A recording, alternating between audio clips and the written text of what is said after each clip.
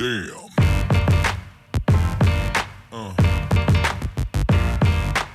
It is the final vlog of 2023 in which I will discuss at some detail how the year has gone for me. We touched on it last week and I'll talk more about it coming up at the end of the vlog. But first, I gotta point out that there are two constants in poker. Number one, the best place to play in Reno is right here at the Peppermill. And number two, the most trustworthy group to play in on Poker Bros is High Society. If you're ever considering getting some practice in, we talking about practice, albeit with real money when you're on the go, download the Poker Bros app. Just use the club code and the referral code, which you can find in the description below. As for this game today at Peppermill, I got the last seat in the game. Sometimes that's running good, sometimes it's running bad. The lineup is good. So let's jump in and try to end 2023 on a good note.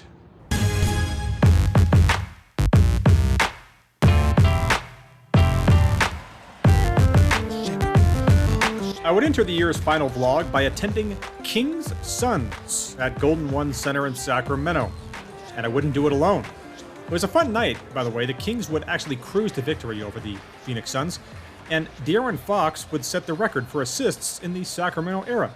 I would come into this video feeling like Eminem after the Relapse album when he admitted in a song lyric that his previous work wasn't his best, because that was probably the case a week ago. Anyway, I'd show up to Peppermill on this Thursday around noon. It's a place where cashiers occasionally get tipped in live betting tickets, and a place where we'd find a number of characters on scene, including Jamal, John, the concert merch king, local fave Dave B, and a 90-year-old man named Carlisle, who, when he heard me say I was going to skip the blind and come in for free when I sat down, he would proceed to say, "Of course you're going to skip the blind, you tight ass," which I found funny. I would get into the fun scenario where the first hand I'd get dealt was a couple of aces. My first thought was I was probably going to play for 8 hours and that would be the only time I'd see him. That would prove accurate. I thought I might, though, be in line for a payday in the hand when we got a King Jack 4 flop, but unfortunately, both of my opponents, who would definitely call me with any pair on that board, folded immediately. That was followed up by me calling a 3-bet with eights when I figured my opponent didn't have to be all that strong. I was right about that, as he ended up having Queen Jack of Hearts. Problem was, he did flop a flush draw and took the pot down with a c-bet. I'd pick up Jack 10 of spades in the cutoff and make it 30, with the same player calling on the button. The rock is in the low jack position and he calls as well, so with 95 in, the board comes out 7, deuce 3 with a couple of spades, and it gets checked over to me. It was a weird spot because neither of these opponents is all that likely to fold any pair to me here. So I figured I would just make a small wager, making it 30. Try to get them off their ace-high type hands. Low jack folds, but the button makes the call.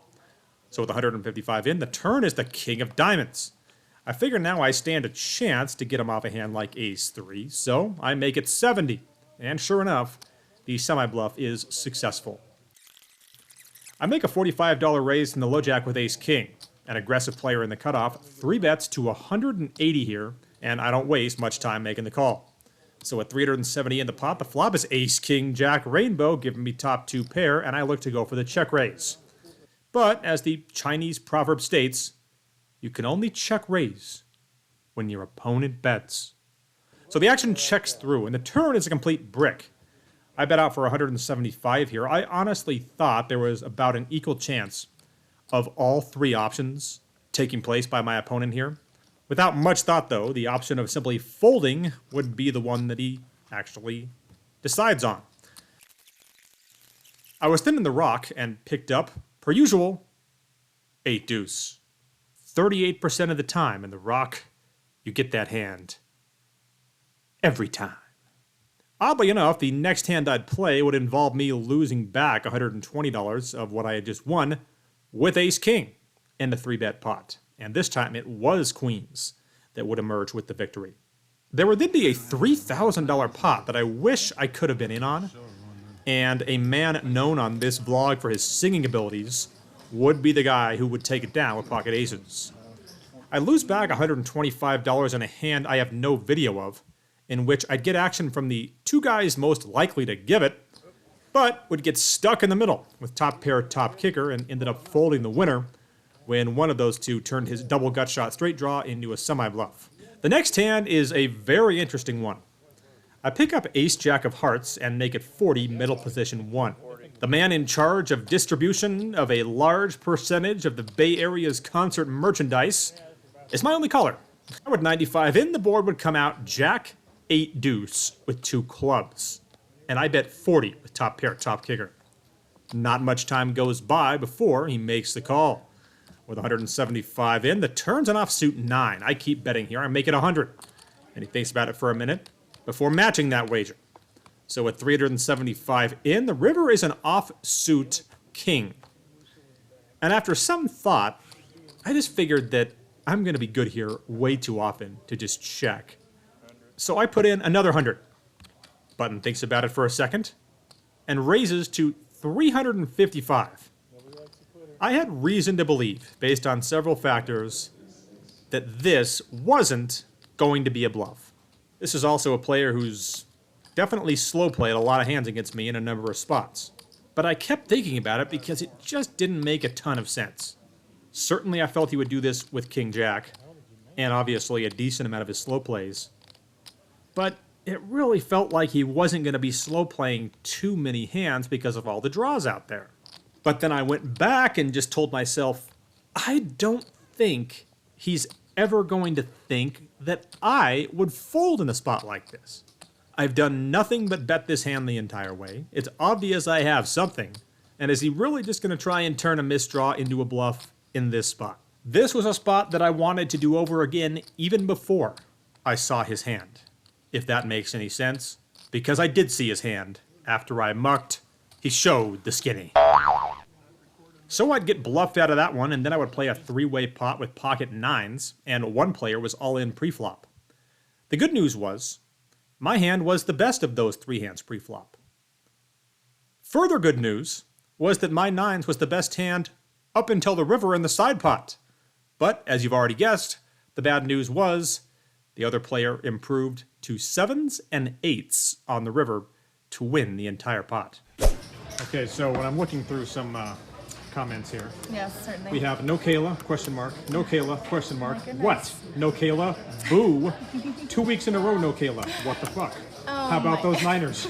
Then it continues. Kayla, 2 question marks. Kayla, sad emoji. And then, no Kayla, that's why you lost.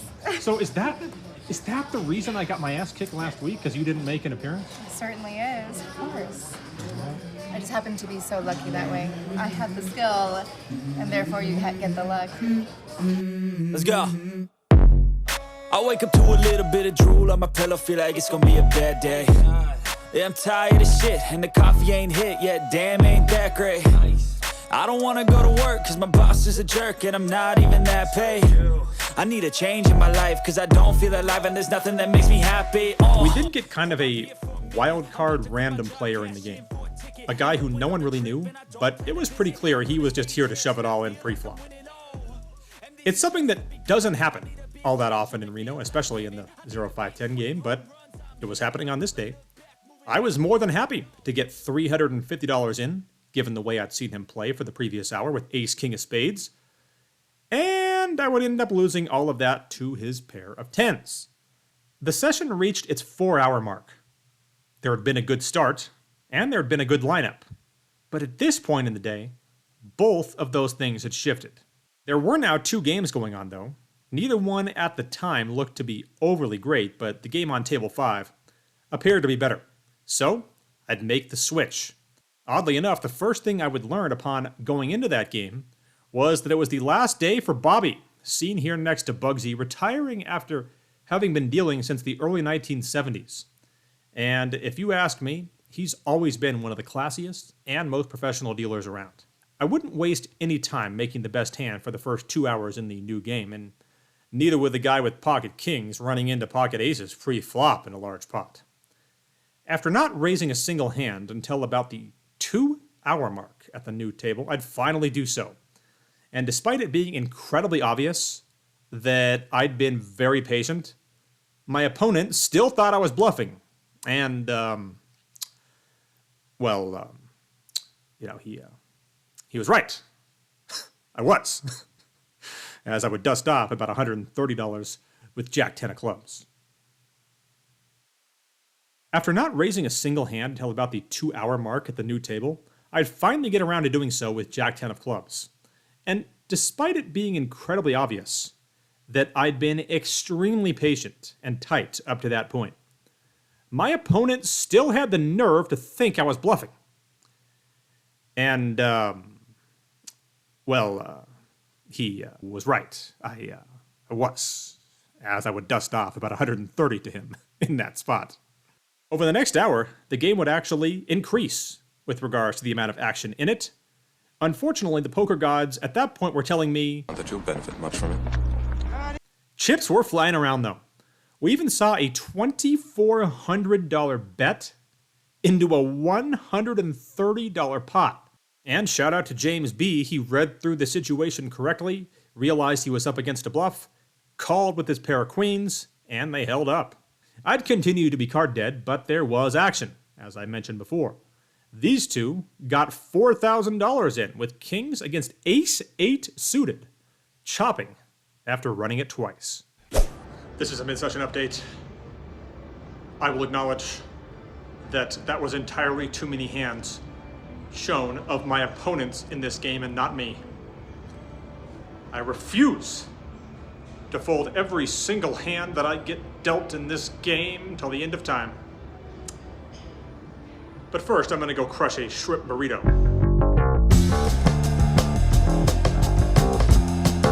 As I waited in line to buy that shrimp burrito, a guy from Arizona came up to me saying that he likes the vlog, but asked why there was no Kayla Corner in the last vlog.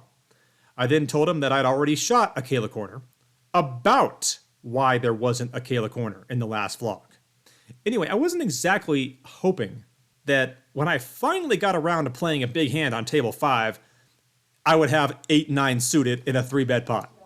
But after 3 hours in this game without winning a dollar, beggars can't be fucking choosers. I'd opened to 40 and a tough but aggressive player would 3-bet to 120 from the hijack. Cutoff would cold call, and sure enough, as you can imagine, I'd complete.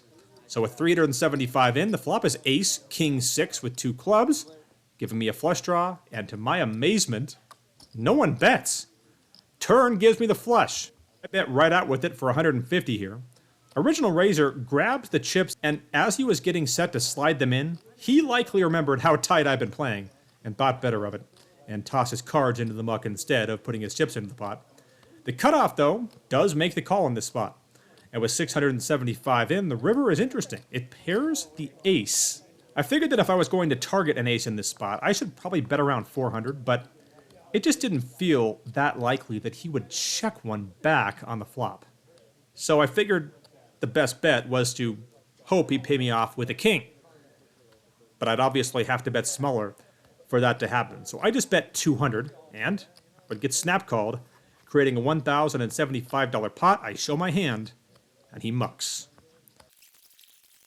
I lose $250 3-betting ace-king of spades before flopping top pair, top kicker. That hand ended up in 3rd place, though, when one guy turned 2-pair and another had been slow playing a set. Thankfully, I didn't lose more in that spot. That was followed up by one of those 2 opponents hitting a gut shot straight draw on the river, and I'd proceed to pay him off with a pair of kings in that one. It kind of gave me the feeling that this day was just not meant to be, regardless of how good the games were. And in what could only be described as a stark contrast to a week ago, the games were good. It just felt like I was destined to lose. But that would bring us to this hand. I pick up ace-king of hearts and raise to 40 under the gun 1. The cutoff, 3 bets to 125, saying that he's just doing so because I'm recording. And in his defense, he has proven in the past that he is very capable of doing something just like that. Obviously, I'm not folding, so I make the call, and with 265 in, the flop is 10-5 deuce with 2 hearts. I check, and he actually bets less than I expected him to here. He makes it 100.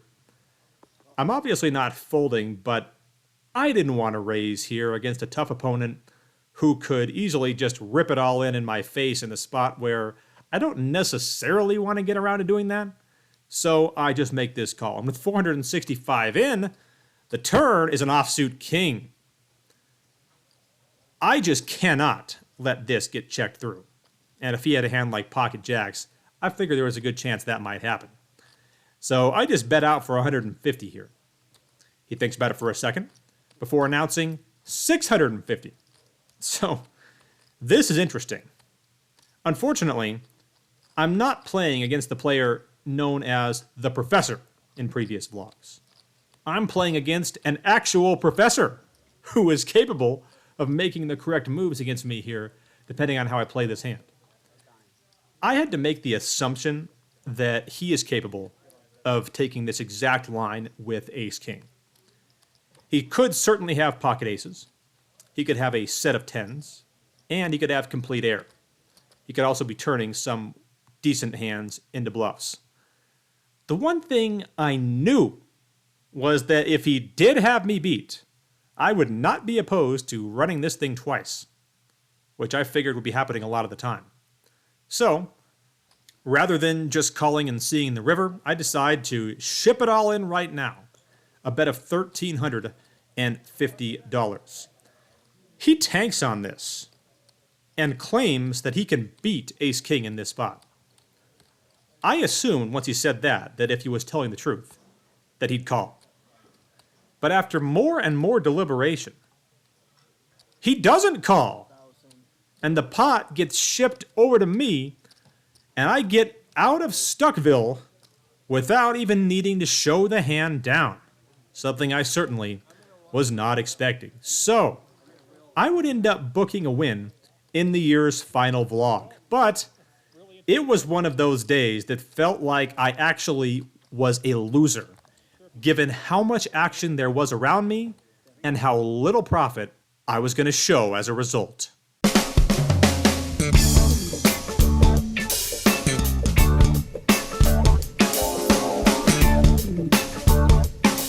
Wrapping up one last session here in 2023. Let's pull up the Bink app, your place to go for poker tracking needs. I've been enjoying using it this year.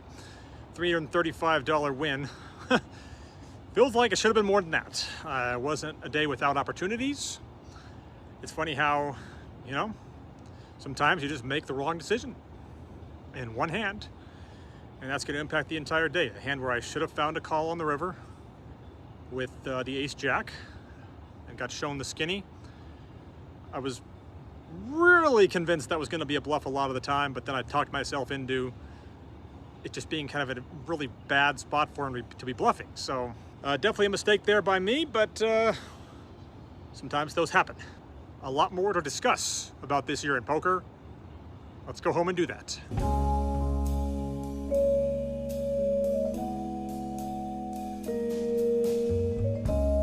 All right, so 2023 is a wrap. What a year it was. Those of you who have been with me know that we started the year in Vegas, watching the Niners play the Raiders, had some sessions down there, and truly one of the more memorable years of my life. No question about it.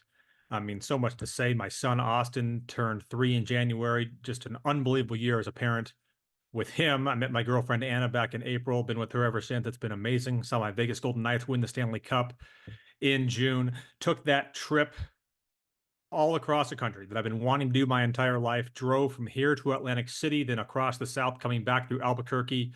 Made 6 vlogs out of that, which were obviously 6 of my favorite vlogs that I've ever done. But then you get to the poker piece of it, which is why you are here. And here's what I'll tell you. Going into July, I thought I was going to have the best year I've ever had, poker-wise.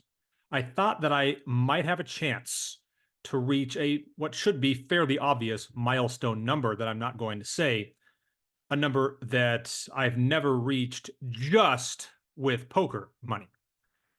And then I went on the trip, and obviously it was not a winning trip. The first 6 months of 2023 were absolutely amazing. The last 6 months of 2023 were what I'm going to describe as close to break even. We had the worst downswing that I've ever experienced. losing about $13,000 over the course of that stretch. I did win all that money back, but didn't really add on to it much, unfortunately, over the last couple of months, which were, yes, winning months, but not big winning months. Out of the 12 months that took place in 2023, 11 of them were winning months. So that's the good news. August was rough, though, negating several months in the process. So ultimately, the third best year that I've ever had playing poker after 2022, which is number one, and 2021, which is number two. So falling short of the goal I had set going into the year, but what can you do? This vlog has long since had a reputation of being one of the most honest, so that's the way it ultimately wraps up for this year, which I will still classify as very successful. I certainly hope that in the future I can achieve that milestone number just from poker in a given year, but it's one of those things that I'm not sure I'll ever actually be able to do. So we'll see, and continue to keep grinding going on into 2024. And once again, I'll just say, while it's not the biggest poker vlog out there, I genuinely appreciate those of you who have always been with me and those of you who have come on board this year, being able to put these videos together and tell you about the journey of not being a full-time pro, but obviously being a guy who poker is a big part of my income and a big part of my life, and has been now for a number of years. If you look at years, if you count the years that I've been a poker player the entire year, I have never had a losing year. 2009 would have been the only year which I came out in the red for the year. I didn't start playing till halfway through. So that continues to be a nice streak that I have going, and we'll continue to bring that over into 2024. If you're new to this channel, hit those like and subscribe buttons. It is great for things here on the vlog, and we'll see you back here in 2024. Yeah, this is my life, my strife, my right to fight, to die on. And this is my game to play, to claim a brand new name, oh. And I ain't gonna lie to you, I'm a bit nervous that I might screw everything up that I've ever done. But what's the point of living if you ain't having fun? I guess I'll try this, try that, might miss, gotta find what I'm good at. I guess I look here, look there, over where am I scared, where am I at? I gotta make it in this life, whatever makes me happy, know I'm doing things right. Sipping in the summer on a goose and Sprite, or find a nightclub for the end of the night, oh. And we all got dreams.